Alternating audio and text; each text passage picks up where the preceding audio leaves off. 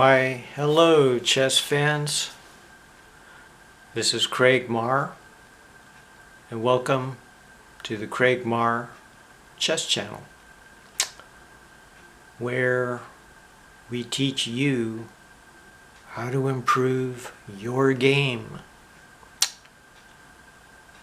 Now, not a lot of people know who I am. I know that a lot of you old timers know who I am or have heard of me. But anyway, I started playing, way back in high school. And my first rating was 1733, which is the B class. But after 2 years of playing, regularly in tournaments and in the Berkeley Chess Club, I finally made it to expert, which is a rating of 2000.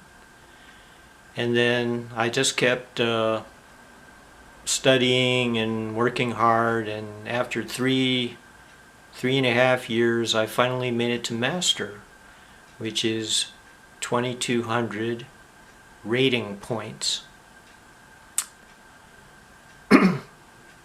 But I wasn't satisfied, just being a master.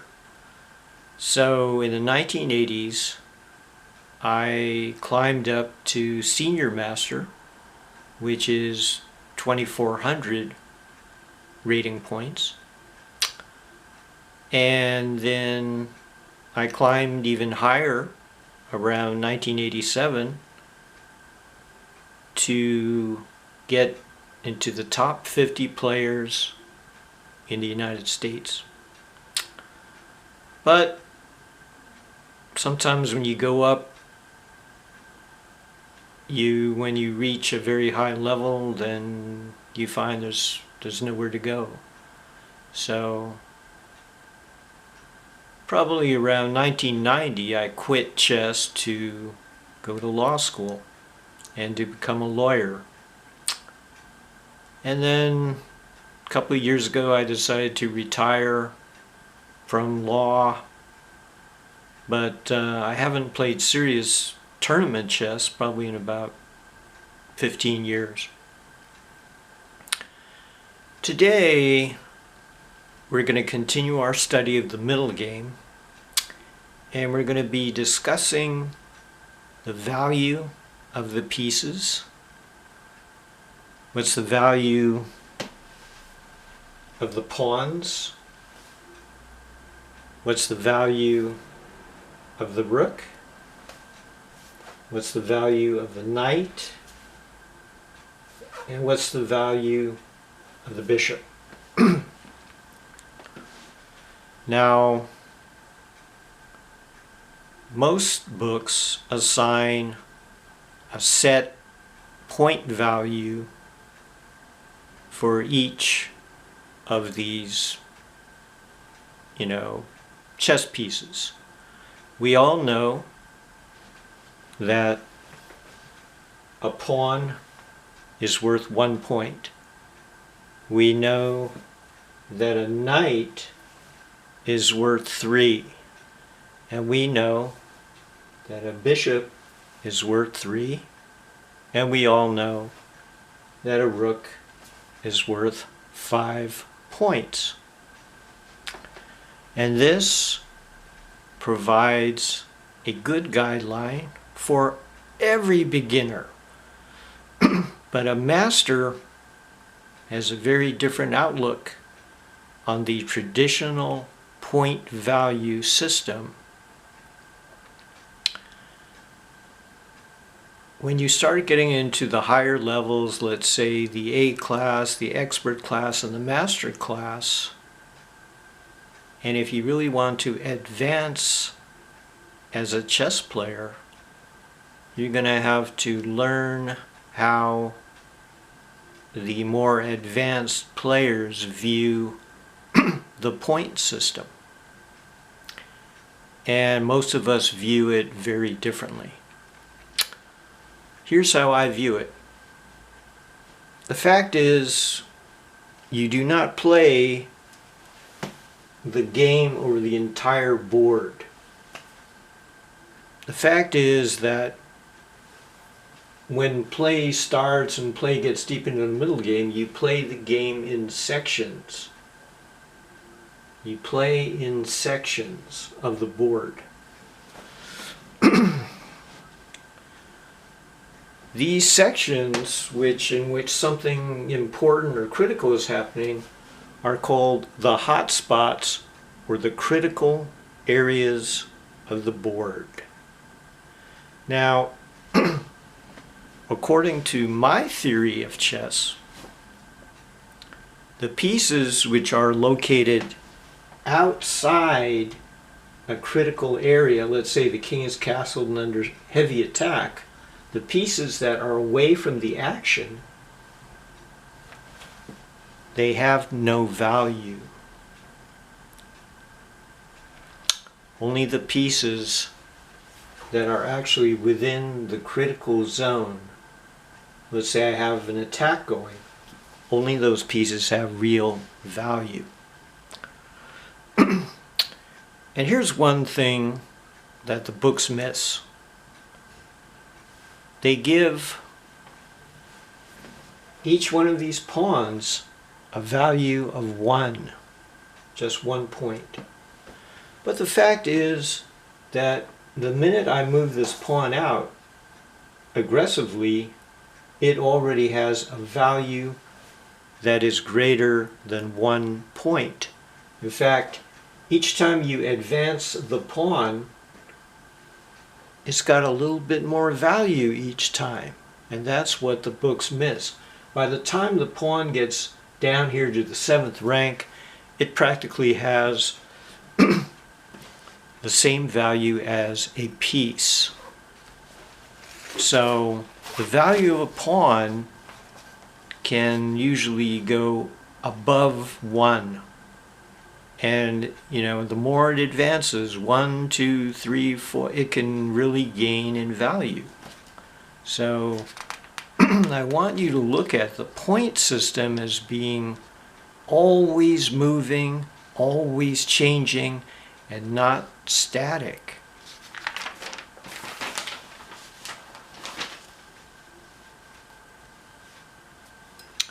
Let's also discuss the piece, the value of the pieces. Let's look at the rook, the knight, and the bishop. Well, to a master, at least in the middle game, these pieces are all of equal value to me.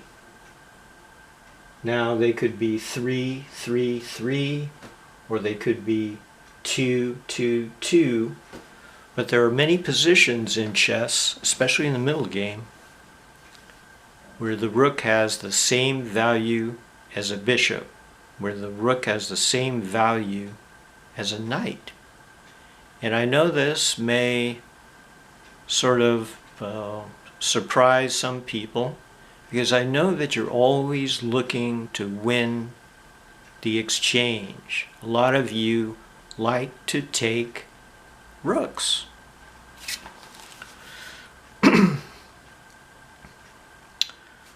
But what I really don't want you to do, and what I see a lot of people in the A class and the expert class do, you overvalue the rook. This rook sitting in the corner has 0 value to me right now. Okay. When we play something like this, this knight has immediate value. And so at this point of the game, it has more value than the rook does that's sitting in the corner.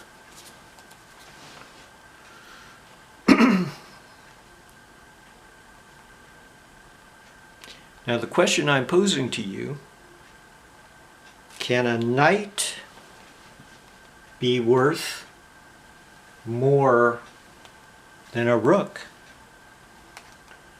Let's look at today's game so that we can answer that question. This game was played February 1987 in San Jose, California, and this is the first round game. I had the black pieces here, and the white pieces were conducted by Flynn Pennoyer, rated 1991, and at this time my rating was 2472. And Flynn opened with d4, and then I responded with knight f6. And this is the most common response you'll see against d4. Now look at this, look at this, a little bit of a surprise. Surprise, surprise. Now the normal move, of course, in this position is to play c4. And so this move is a very common type of strategy, and that is to get me out of book. It's a very strong psychological type of strategy. And now I want you, the viewer, to take a moment to decide what to do here.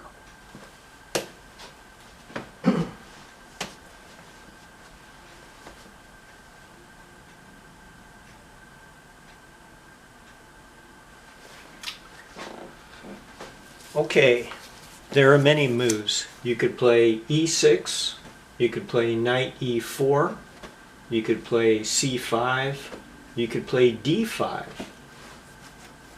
The value of this move is that black is now kind of on his own and has to think for himself.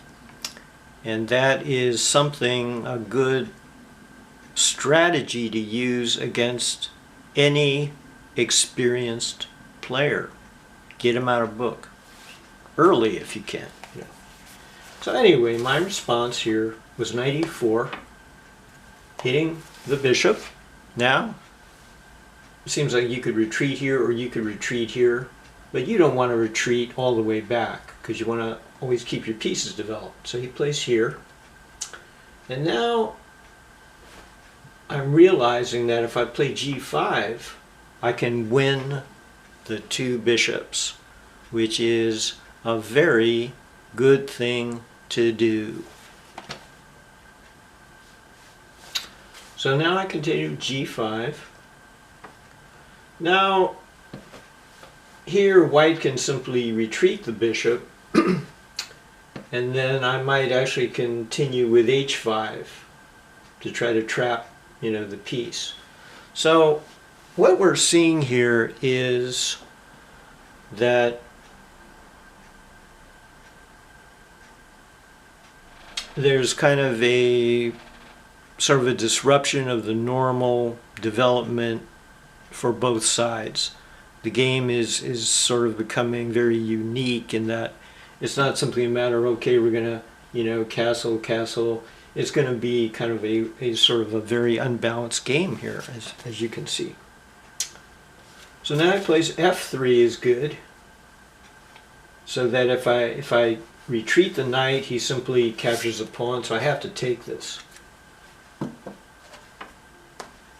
And then he must capture. And now I really have to decide what to do. What am I going to do?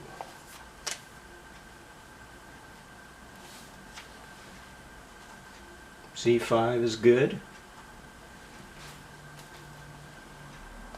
e3. Bishop h6. Here I want to start attacking the dark squares because that's where black's play is. It's on the dark squares. Queen d3. And now I just continue my direct attack on the dark squares. And now he sacrifices the pawn. But I decided I'm going to take bishop e3 here.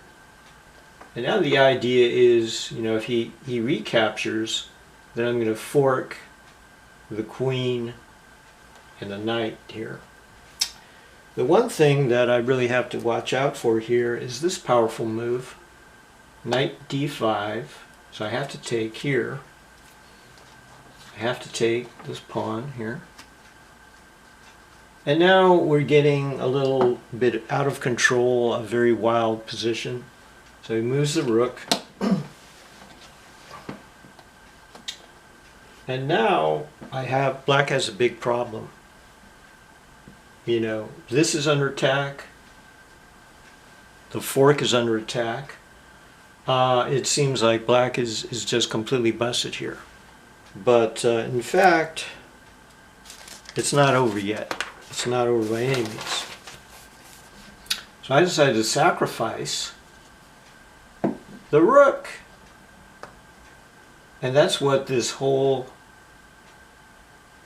video is about. Is a knight worth more than a rook? And we will soon find out. Now my opponent at this point, after he checked me, sort of was acting like as if he had just won the lottery or something. He was just really happy, okay? But I was not sure about it, to tell you the truth, okay? So he's very happy. You know, these A players love to take exchanges, and masters love to give up exchanges. So it's kind of very amusing in a sense there. Okay, so now I checked, and now there's a very important concept that I want you guys to think about, and that is the idea of compensation. What does that mean? Well, whenever you're down a pawn or you're down the exchange, you got to look for compensation. What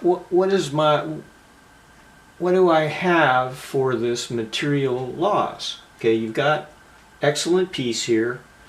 King is safe. His knight, which was doing everything, is now put off into retirement pretty much over there. In fact, I can try to win that knight back if I want.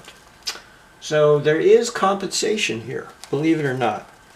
So, and his king, you know, his king is a little bit exposed here. So now